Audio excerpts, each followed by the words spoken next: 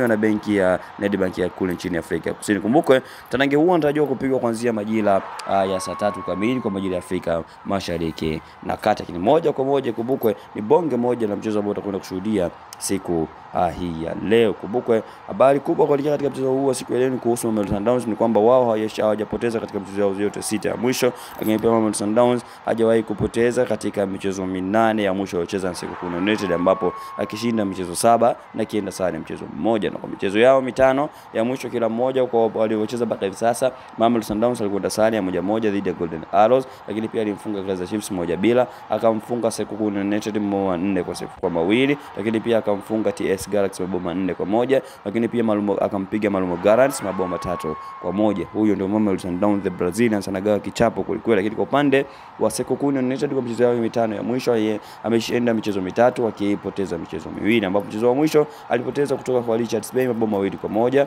lakini pia akaweza kushinda mchezo